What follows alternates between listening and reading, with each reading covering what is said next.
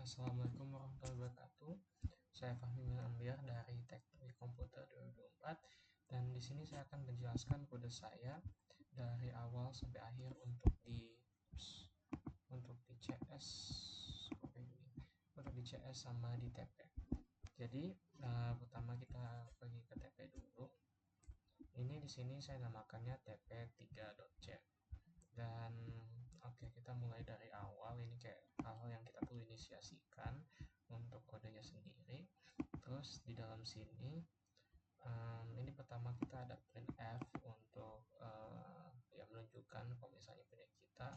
Terus kita ada get bit di sini, itu bit underscore t PID sama dengan fork di sini. Basically saya memanggil bit ini karena untuk bisa menggunakan fork gitu. Karena secara fork ini sebenarnya fungsinya itu untuk meminta sistem operasi untuk membuat child process gitu, yang ibaratkan kayak duplikat yang persis dari parent prosesnya gitu. Nah ini mungkin fun fact-nya aja sih, kayak ini bisa mengembalikan dua nilai yang berbeda. Yang pertama, ini kayak mengembalikan nilai 0 ke child process-nya dan juga mengembalikan nilai PID dari child process ke parent process-nya gitu. Nah, selanjutnya kita ada else if di sini dalam kodenya. Ini kita akan menjelaskannya secara percabangan gitu. Jadi PID sama dengan 0, artinya saat ini kita sedang berada di dalam eksekusi child process. Di sini ini saya menyiapkan sebuah proses array of string yang namanya args atau args yang berisi komennya echo di situ. Dan ada juga pesan yang saya mau cetak di sini juga sih. Terus ada exec zvp echo, args. Ini sebenarnya termasuk ke dalam family exec gitu sih, keluarga fungsinya gitu. Dan ini bekerja dengan cara mengganti memory image dari proses lainnya, yaitu child processnya, dengan program yang baru langsung. Jadi huruf V pada execvp ini berarti argumen yang dikirim ini dalam bentuk vector atau array, dan huruf P ini berarti sistemnya mencari executable file gitu, dan executable file yang namanya echo. Ini menggunakan environmental variable path. Jadi jika execvp ini berhasil, program ini tidak akan mengembalikan atau tidak pernah kembali mengeksekusi baris di bawahnya karena kodenya sudah tersimpan gitu. Namun kalau misalnya ini gagal, kayak misalnya ada komen yang typo salah pada simulasi itu, program ini akan lanjut ke baris exit 1. Nah, ini sekarang di else.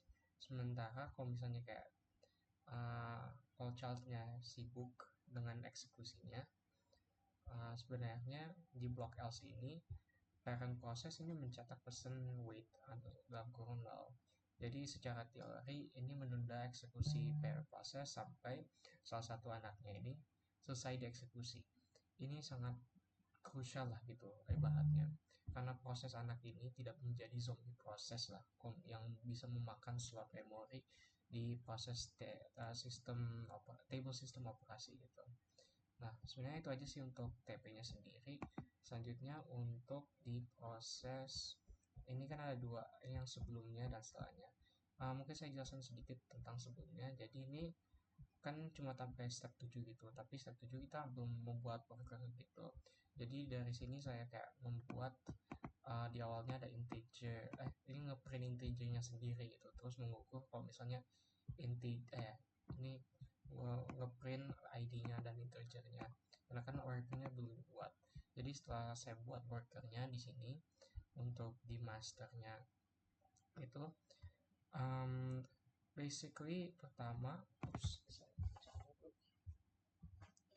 basically yang pertama saya membuat kayak definition set dulu untuk kayak mempergampang aja.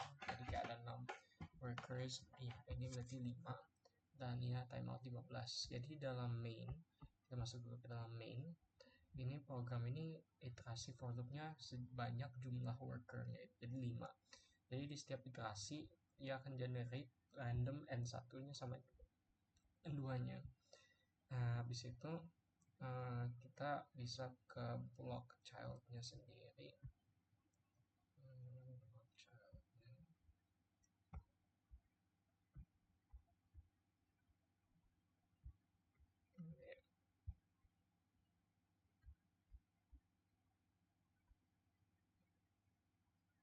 Oh ya, ke dalam block childnya sendiri, kan di di child prosesnya ini saya manggil worker terus string underscore id, string n1, string n2 sama 0.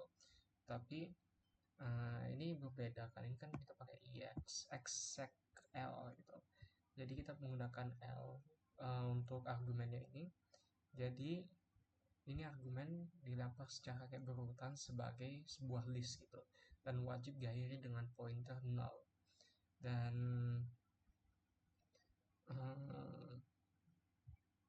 ya sebenarnya kayak gitu aja sih untuk itu. Terus di sini untuk selanjutnya ini kan di blok parent di blok parent kan gitu. Ini kan agak beda sih dengan TP yang kan kemarin kita menggunakan wait. Ini kita menggunakan wait bit, yaitu berarti di dalam infinite loop while 1 flag when no hang ini mengubah sifat wait menjadi non blocking, yang artinya parent ini tidak diam membeku menunggu childnya, dia cuma mengecek sesaat lalu lanjut mengeksekusi baris berikutnya. Nah di sini kenapa juga kita perlu non blocking, karena parent ini harus terus mengecek waktu di baris bawah. Di bawahnya ada juga logika pengecekan div time, ada pengecekan juga div time, dan ini antara waktu sekarang dan waktu saat proses child prosesnya dimulai. Terus ada juga timeout 15 detik. Ya ada timeout juga 15 detik, dan juga ada ya timeout 15 detik. Terus ini parentnya akan memanggil kill pitch id seek kill untuk membunuh paksa worker yang hang atau terlalu lama gitu. Namun kalau jika ini kayak misalnya wait bitnya ini mengembalikan nilainya lebih kurang dari 0, lebih dari 0, berarti ini parent child prosesnya selesai. Program ini akan mengambil macro with wife exited status, dan secara teori ini wife exited itu sebenarnya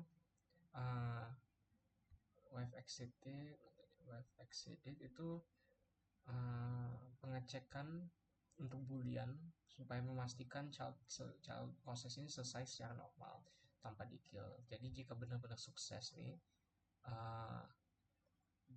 jadi jika benar status ini sukses, status kesuksesan ini bakal bertambah. Jadi jika butuh kode spesifiknya, kita bisa ambil dari mask we exit status langsung status. Nah untuk selanjutnya case tadi di bagian workernya ini kita masuk. Jadi kan tadi saat execl dari master ini sukses dijalankan, image kode ini akan berjalan, dan pertama worker ini akan mengonversi argumen string menjadi integer menggunakan ATOI ya, menggunakan ATOI kan gitu. Worker ini akan mensimulasikan kayak heavy workload dengan menggunakan fungsi sleep dalam kurung n2 gitu. Dan ini juga harus diingat sih, ini cuma menghentikan eksekusi sementara pada proses worker tersebut. Jadi tanpa mengganggu, ini nggak mengganggu master atau work lainnya, karena mereka masing-masing memiliki ruang memorinya sendiri gitu. Nah setelah bangun dari sleep, worker ini akan menghitung nilai faktorial dari argumen yang satu. Dan terakhir untuk mendemonstrasikan varian exec lainnya, ini juga memanggil ini Excel sampai 0 ini yang akan menyimpan kode worker menjadi program listing directory bawaan sistem Linux. Analisis hasilnya ini berarti ini kita udah bisa verifikasi secara teori dan kodenya kita bisa dari output sama log file. Jadi saat master ini dijalankan, kita bisa melihat interleaving output di mana beberapa task ini menyelesaikan pekerjaannya dalam waktu yang bervariasi.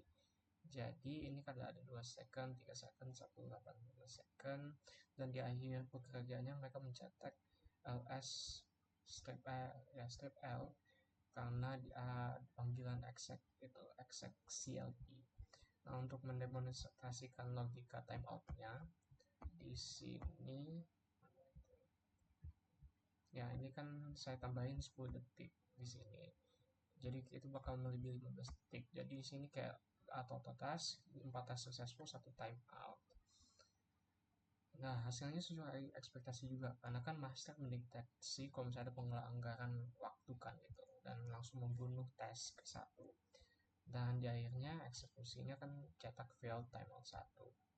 Terus ini semuanya rewired forking dan pergantian ini juga terekam dari log file.txt sini.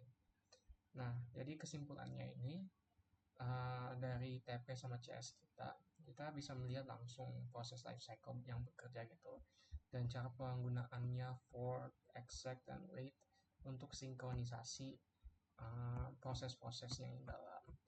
Dan mungkin dari saya itu saja. Wassalamualaikum warahmatullahi wabarakatuh.